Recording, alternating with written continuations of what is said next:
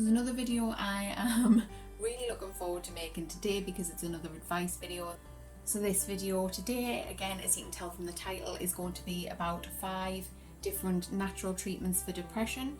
It's another self-help video. It's another video about depression, which, okay, doesn't sound very positive, but when I did start making my YouTube channels, it is the kind of vibe, the kind of theme, the kind of subject that I wanted to focus on. Something which I don't think I touched upon much in my last video was that one of the reasons why I wanted to make this channel was because I have been suffering with anxiety for 13 years, depression for about 2 years, and I have spent an absolute fortune on books, therapy, medication, supplements, natural therapies, things like that, just trying to get myself better. And as I say, it's cost me thousands upon thousands of pounds, and even though obviously everything that helps with mental health is absolutely worth the money, I wanted to do something where I could give the same advice that I've learned and the same tips that I've learned to people, but for free. Obviously it's getting harder and harder in the times we're living in at the moment with quarantine and people losing their jobs and losing their businesses. It's getting harder and harder for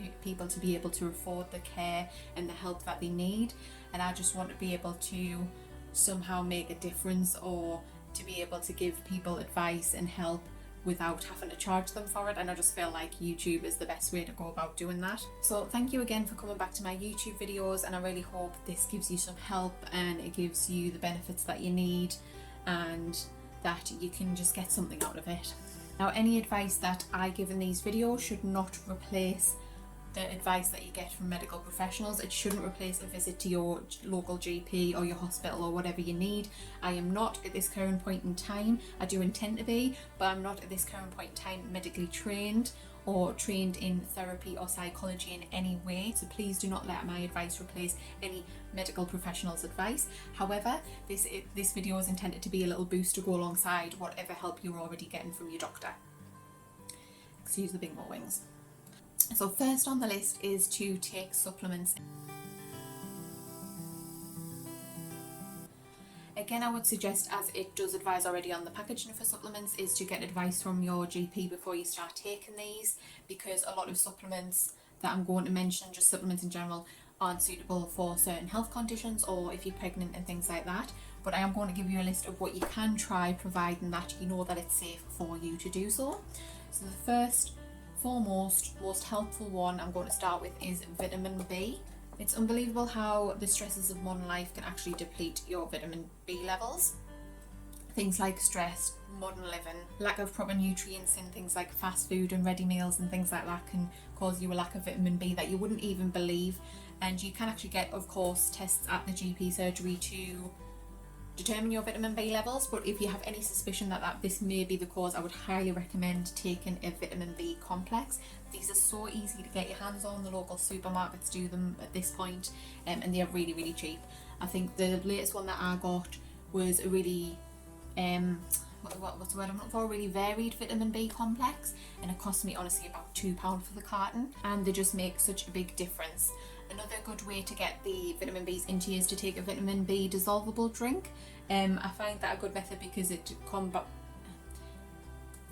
really good method because it serves two purposes of getting your vitamin B, and also generally they tend to taste quite good, and it's just a nice fizzy drink. I've often found myself late afternoon having a really bad slump and a really bad bout of low mood and thinking, oh my god, why do I feel so rubbish? I'll take my vitamin Bs and it gives me that kind of natural energy, that boost of energy that I've been after a shift at work, and it just makes such a big difference. I'm like, oh my god, as if I didn't try this sooner. So that would be, if I could recommend any supplement to anybody, it would be your vitamin B.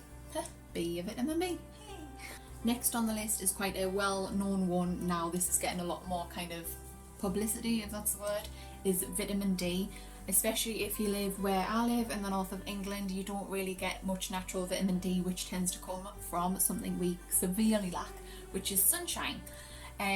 Especially nowadays, obviously with quarantine, people aren't getting out as much as they used to, or probably aren't getting out as much as they used to in the sunshine, and also for some bizarre reason the weather's taken a horrible turn this past week. It's absolutely doing my head in, and it's meaning that we're not getting the vitamin D we're supposed to. You can of course get it from certain foods. I'll get that one up. can of course get vitamin D from certain foods, but obviously modern diets and fast food again tends to mean that you don't get the vitamin D you should be getting. And again, taking supplements is so easy, so cheap. The ones I've got were a few quid from Superdrug. I can't really remember how much they were, but I know they were really, really cheap, and they're so easy to get your hands on. And again, they make a massive difference to your natural energy levels, and the more physical energy you have, sometimes the more mental energy you have as well. So I do tend to find that vitamin D is one of the biggest kind of game changers for me. Next on the list is vitamin C. I'm not entirely sure why this works, but it does tend to, for me, it's very hit-y-missy. For me, is some days it does help, some days it doesn't, and I think it all depends on, basically, if the lack of vitamin C is the cause of my low mood that day, and I can't really tell until I try taking it. And again, it's so easy. I keep saying "and again," is that really annoying? And again, vitamin C is really easy to get your hands on. It tends to come in the dissolvable drinks, which taste really, really good. I've got a tropical flavour one, and I think I've got a berry flavour one. I've got a few of them in the cupboard, and they mean that you can kind of you can take it without even really thinking about the fact that you're taking a vitamin, and you get the enjoyment again of having a nice fizzy drink.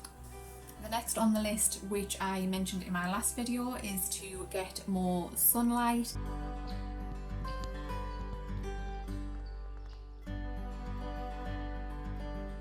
Of course, like I mentioned, I live in the north of England, so that is really, really hard to do, but whenever you get the opportunity, if that's going out for a walk during your breaks at work, or getting out for a walk with your kids, or whatever it is that you can do, going to the shops, walking places instead of driving if you're going to a friend's house, or going to the shops, or going to work and you work a distance that can be travelled by foot, I would recommend that, to try and get out and get more sunlight, because even on cloudy days, obviously the sunlight still does get through to you on a certain level. That's why you're supposed to still wear sunscreen every day.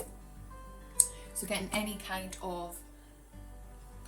of outside was what I was going to say, but going outside at all obviously gets you a bit more vitamin D and some kind of natural light, just natural light in general, not necessarily sunshine, and that makes a difference.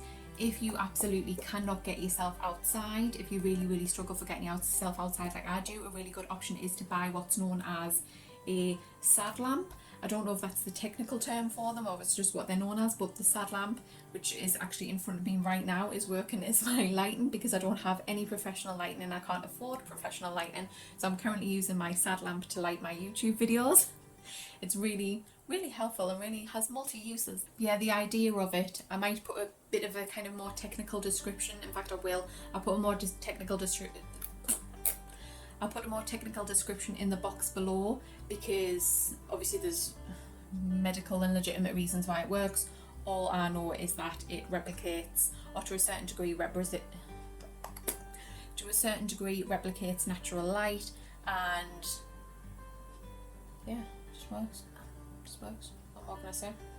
Invest in one. They're quite pricey. I think mine was between, I can't really remember because I did buy it a few years ago, but I'd say it was between £35 and £50. It was somewhere in that level. So for me, that is a lot of money, and I know for other people that is a lot of money as well, but it is a really good investment. As I say, if you do struggle to get out and get natural light as much as I do, it's a great investment.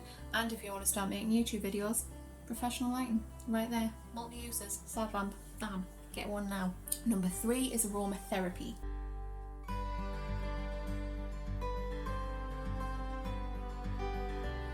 Now this one is a little bit woo-woo for some people, I think. Aromatherapy, they see it as kind of really, really super alternative. However, when I was speaking with my therapist about that, I told her, I said, to be honest, I feel like aromatherapy works better for me than I would expect it to. And she said, well, of course, because your sense of smell is your most primal sense. We use our sense of smell for so many things. As kind of animals, as mammals, we use our sense of smell for so many important things in life. Number 1 is to attract a romantic partner. Obviously, this sounds kind of weird, but the way a person smells is one of the main things that first attracts you to them, attracts them to you. Whatever.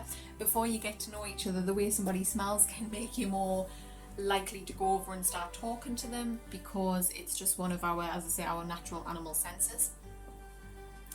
So you can end up falling in love based purely on how somebody smells. not based purely on how somebody is. They have to now have a nice personality as well, and you have to bond and things like that, but that can be the first thing that draws you to them. So you can think in the long run, really, if I wasn't drawn to their sense of smell, I would have never have gotten to know them, and I would never would have fallen in love with them. So your sense of smell is a really, really huge deal for your emotions and your kind of state of being. That doesn't make any sense, I want to cut that out. So again, on an animal basis, you use your sense of smell to warn you away from danger, like the smell of fire and the smell of dangerous plants. So obviously, back in caveman times, if a plant smelled dodgy, you wouldn't eat it, and it would send you away from potentially eating a poisonous plant. So it's really, really, what's what I'm looking for? So it's really, really primal, and it's really, really built into you for your sense of smell to have that kind of powerful effect on you, because it's the kind of thing that can help you find your soulmate. It can save your life by warning away from danger. Your sense of smell is super, super important, and it has a massive effect on your life and can have a massive effect on your state of mind and your mood as well. And this is one of the things, as I say, that works well for me, and it's such an easy thing to do as well. You can use essential oils. This is something that I tend to do a lot. I love my essential oils. You can put them in an oil burner or in a bath or in a aromatherapy diffuser, things like that. Another one is candles. The stronger smelling the better. Obviously try and get natural, healthy candles, but the stronger smelling the better. And also incense sticks. This is a favourite of mine. If you ever come to my house, please feel free, knock on my door, I'm always bored. If you ever come to my house, you will find it surrounded by incense stick holders and smell a very, very strongly of incense, because it's something that I like to use a lot. And I find that two of the biggest mood changes for myself, it's patchouli. Patchouli works really well to boost my mood, and lavender, of course, really, really stereotypical, one that a lot of people know about, but lavender works really well to calm me down. And the more you kind of take time to not just light your candles, light your incense burner, whatever, and let it go in the background, but I would recommend putting it on and really, really focusing on the smell. Don't just have it on in the background, be mindful of it. Then you get the benefit of really, really enjoying and really, really feeling and getting the total benefit of the smell, as well as obviously deep breathing, which calms you down as well and can boost your mood. It can boost your mood. And last but absolutely not least, this video has gone on for way longer than I intended. Last but absolutely not least is meditation.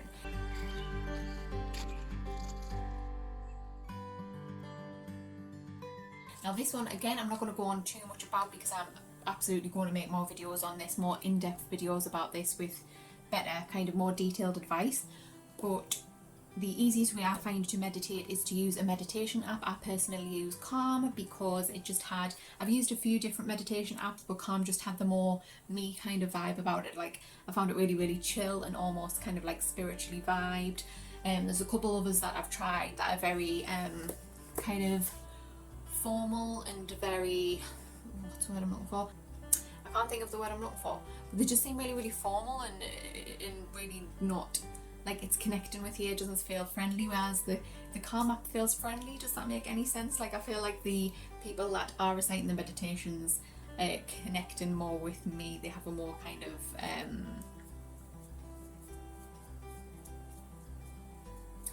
I don't know, I like Calm the best. Also, another way is YouTube, of course. Can't forget YouTube. There is so many meditations on there. One of my favourite YouTubers that do meditations and hypnosis is Michael Seeley. Me and my partner listen to him literally all the time, pretty much every night, to help us get to sleep. He does meditations, as I say, he also does hypnosis. So that's one that I would highly recommend. I find meditations on Spotify really help as well. Again, it's another kind of thing where, as long as it's not one to help you get to sleep or one that's going to make you feel drowsy, but it's the kind of thing that you can listen to while you do other things as well. You can listen to meditations while you work. One kind of meditation that I used to really like listen to when I was working, I used to take my afternoon breaks and walk around the business estate when I was at work, and I used to listen to a walking meditation, and it would help you. This is on the Calm app, and this would kind of give you instructions to do while walking to make your walking more mindful, and it'll sorry again, Mike, dude. And again, it would help in a meditative way as well. This is all I had for this video. This is the only notes I had for myself for this video, and I have now been shunting on for 22 minutes. So yet again, I hope you're getting something out of this video. This was probably part one of possibly a couple of videos that I'm going to make on natural depression treatments. It's just when I was sat down writing the outline for these videos, this was the only ones I could think of, and it's just as well because, like I say, I've gone on for ages and ages about just 5, so hopefully I'm going to split these videos into several parts and give you some more natural tips and tricks, and I really hope you get to try them and that they help. If you do find any of the tips help you, if you can just comment below and let me know, or if there's any on here that surprised you that you didn't know about, again let me know.